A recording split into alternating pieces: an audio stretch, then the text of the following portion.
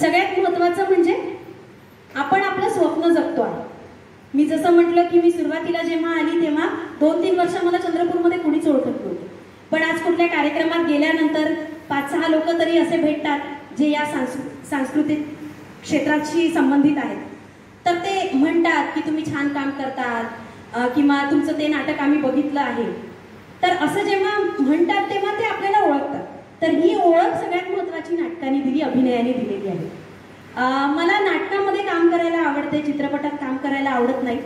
मी चित्रपटामध्ये पण नुकतंच एका चित्रपटासाठी काम केलं, पण मी त्याच्यानंतर सांगितलं की बस हा शेवटचा माझा प्रयत्न होता चित्रपटात काम करण्याचा, याच्या पुढे मी नाही करणार. कारण प्रत्येकाची एक आवड असते, प्रत्येकाची कार्य करण्याची एक पद्धती असते. मला चित्रपट जे आहेत ते नाही पसंत पडलं. म्हणजे त्याच्यासाठी आपण 3-3 रात्री आपल्याला बोलवल्या जाते की तुमची शिफ्ट आहे, तुम्हाला करावं लागेल, तुम्हाला थांबावं लागेल, रोल छोटासा आहे पण आज होईल, उद्या होईल, परवा होईल असं म्हणत म्हणत मग 3-4 दिवस होऊन जातात. मग छोटासा एखादा रोल आपल्याला मिळतो. रोल लहान किंवा मोठा हे महत्त्वाचं नाही, पण बरेचदा एडिटिंगमध्ये तो कापूनही टाकला जातो.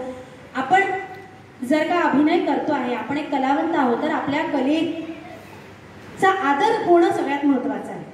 आणि मला असं वाटते की जो त्या ठिकाणी मला नाही जाणवला, तर त्याच्यामुळे सिनेमा जो आहे तो माझ्यासाठी विषय नाही आहे. म्हणजे मी याच्या पुढे पण करणार नाही, त्याच्या आधी पण केलं नव्हतं आणि आताही नाही करणार.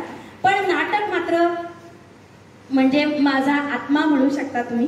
आणि त्याच्यामुळे नाटक सोडणं किंवा नाटकाबद्दल मी काय विचार करते हे मी म्हणजे त्या शब्दातूनच तुम्हाला सांगितलेलं आहे बहुतेक, की नाटकाबद्दल माझ्या मनामध्ये अतोनात प्रेम आहे जे मी सोडणार नाही. नाटक निरंतर करत राहीन जोपर्यंत मला रोल मिळत राहतील, जोपर्यंत माझ्यासाठी भूमिका राहतील तोपर्यंत मी नाटक जगत राहील, एवढं मात्र नक्की. आणि सगळ्यात महत्त्वाचं म्हणजे सगळ्यांनीच आपापली स्वप्न जगली पाहिजे. खूप आनंद देतं या सगळ्या गोष्टी ज्या आहेत. आपल्या मनानुसार जर का आपण वागलो तर धन संपत्ती या सगळ्यांहून खूप मोठं आहे हे सगळं. आपल्या हिशेबाने आपलं आयुष्य जगता येणं आणि त्याच्यासाठी आपल्याला आपले आसपासचे लोक पण तसे असावे लागतात. माझं सौभाग्य आहे की माझ्यासोबत जुळलेली प्रत्येक व्यक्ती जी आहे ती त्या पद्धतीची मला भेटली आणि त्यांनी मला खूप सपोर्ट केला, ज्यांच्या सपोर्टशिवाय कदाचित मी पुढे जाऊच शकले नसते. त्याच्यामुळे त्या सर्व व्यक्तींचे ज्यांनी मला इथपर्यंत पोहोचवण्यात सहकार्य केले त्यांचे खूप मनापासून मी धन्यवाद देते. सृजनच्या या मंचावरती येण्याच्या आधी माहिती होतं की इकडे ऑडियन्स जास्त नसते, पण जी ऑडियन्स असते त्यांना खरोखरच या लोकांना भेटण्याची किंवा यांच्याबद्दल जाणून घेण्याची आत्मीयता असते. दादांनी आल्या आल्या सांगितलं की ही गर्दी जी इथे दिसेल तुम्हाला किंवा जे लोक दिसतील ते काही कोणी बोलवलेले जमा केलेले नसतात, ते स्वतःहून आलेले असतात. आणि त्याच्यामुळे स्वतःहून स्वतःच्या इच्छेने या ठिकाणी येऊन आमचं म्हणणं ऐकणारी ही जी गर्दी आहे ही बघून मला खरंच खूप आनंद झाला. तुमच्या सगळ्यांचे खूप धन्यवाद आणि विशेष धन्यवाद सृजनचे की त्यांनी आम्हाला या लायकीचं समजून घेतलं की तुम्ही या मंचावरती बसू शकता, तुमचे अनुभव तुम्ही सांगू शकता.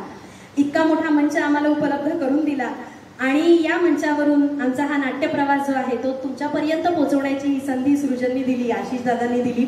त्याबद्दल खूप खूप धन्यवाद. खूप छान नियोजन असतं सृजनच्या कार्यक्रमाचं.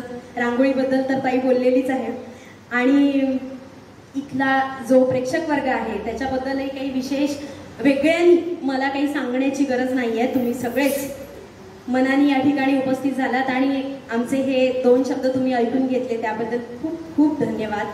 आभारी आहे.